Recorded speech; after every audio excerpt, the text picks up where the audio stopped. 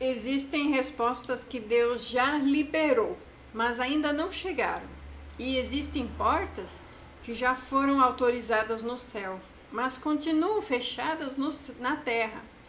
A Bíblia mostra que isso não acontece porque Deus se esqueceu, nem porque ele mudou de ideia, mas porque há travas espirituais que só são rompidos de uma forma, com o jejum correto, feito do jeito certo, com o coração certo. Daniel foi a prova viva disso. Em Daniel, capítulo 10, ele jejuou 21 dias, buscando entendimento. E quando o anjo finalmente chega, ele revela algo assustador. Desde o primeiro dia em que aplicaste o coração a compreender e a humilhar-te perante o teu Deus, foram ouvidas as tuas palavras, e por causa das tuas palavras é que eu vim. Porém, o príncipe do reino da Pérsia me resistiu por 21 dias. Daniel 10, 12 a 13. Preste bem atenção nisso. A resposta ela foi liberada já no primeiro dia, mas ela ficou retida no mundo espiritual. Isso apenas nos ensina algo que muita gente não quer ouvir. Nem toda demora é um não de Deus. Às vezes é uma resistência espiritual. E é exatamente aí que entra o jejum que destrava essas respostas. Porque há batalhas que a oração casual não vence. Há cadeias que não se rompem com palavras bonitas. Há respostas que só chegam quando a carne cala e o espírito assume o governo. Jesus confirmou isso quando ele disse: essa casta não sai senão por jejum e oração. Por oração e jejum, Mateus 17, 21. Ou seja, tem coisas que só caem quando você jejua de verdade. Tem travas que só quebram quando você se esvazia diante de Deus. O problema aqui é que muita gente jejua errado, jejua com orgulho, jejua reclamando, jejua negociando com Deus, jejua esperando méritos terrenos. E Deus deixa muito claro em Isaías 58 que esse tipo de jejum ele não responde. O povo jejuava e perguntava: por que jejuamos nós? E tu não atentas para isso? Isaías 58, 3. E Deus respondeu sem nenhum rodeio: eis que no dia do vosso jejum cuidais dos vossos próprios interesses. Aqui é que está a chave.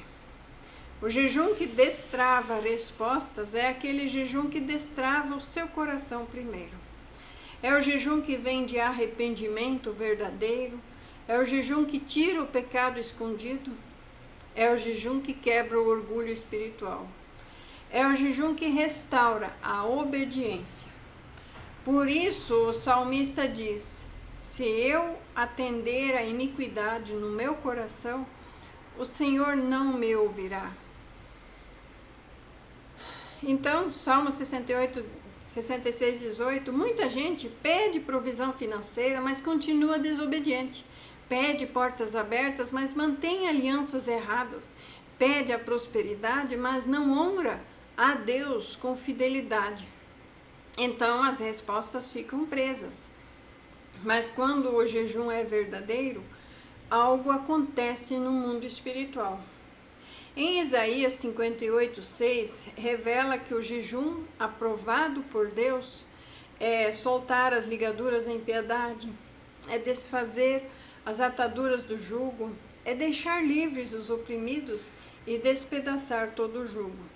Isso inclui jugo financeiro, jugo de escassez, jugo de dívidas repetidas, jugo de perdas constantes.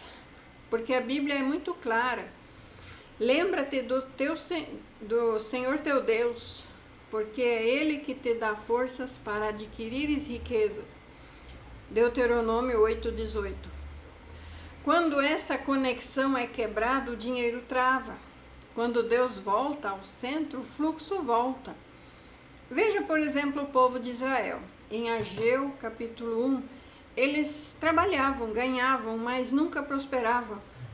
E a Bíblia diz: comeis, mas não vos fartais, bebeis, mas não vos saciais.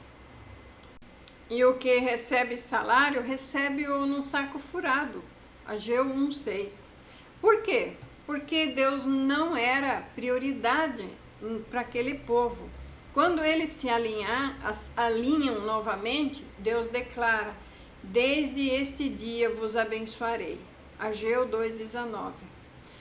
O jejum, que é um propósito, realinha prioridades, e quando isso acontece, respostas destravam.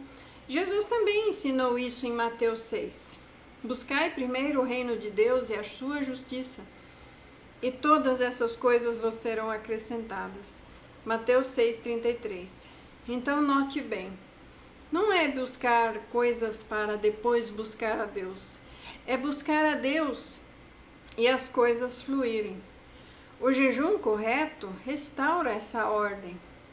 Ele quebra o espírito da ansiedade, ele silencia o desespero, ele cura a ganância, ele ensina a dependência. Por isso mesmo que Jesus disse: o pão nosso de cada dia, a provisão nossa de cada dia vem dele. Mateus 6,11. Jejum verdadeiro ensina a confiar em Deus, no Deus de hoje, não no medo de amanhã. E quando essa confiança é restaurada, o céu responde. Provérbios 10:22 diz: a bênção do Senhor é que enriquece, e ela não acrescenta dores. Há gente prosperando com dor, mas quando Deus destrava, vem com paz junto. Outro exemplo poderoso é Josafá. Diante de uma crise nacional, ele proclama um jejum. Crede no Senhor vosso Deus e estareis seguros. Crede nos seus profetas e prosperareis. Jejum precedeu a vitória. Jejum precedeu o livramento e jejum precedeu a provisão. E o mesmo aconteceu com Esther. O jejum precedeu o favor e o favor mudou os decretos. O que isso nos mostra? Jejum não é um castigo, jejum é uma chave. Quando você jejua assim, com arrependimento, com obediência, com silêncio interior, com alinhamento com a palavra dele, as respostas começam a destravar. Em Salmo 102:17 declara: atentará para a oração do desamparado e não desprezará a sua súplica. E em Salmo 34:19 ele completa: muitas são as aflições do justo, mas o Senhor o livra de todas. E talvez hoje você esteja vivendo respostas presas, dinheiro travado, portas fechadas, esforço sem retorno. Mas Deus está te dizendo hoje: há um tipo de jejum que destrava o que estava retido. Não é magia, não é barganha, é alinhamento. Quando o homem se alinha, Deus age. Quando a carne cala, então o céu fala. Quando o coração se quebranta, as respostas descem. E quando Deus destrava, ninguém consegue travar de novo. Porque o Senhor abrirá o seu bom tesouro. Deuteronômio 28:12. Esse é o jejum com propósito. Esse é o jejum que destrava respostas que estavam presas. O jejum alinhado com a palavra de Deus, com o coração quebrantado para a vontade dele, não a nossa.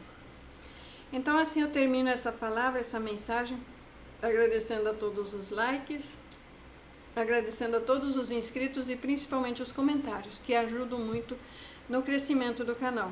E eu agradeço a todos, fiquem com essa palavra, essa mensagem, em nome de Jesus Cristo. Amém.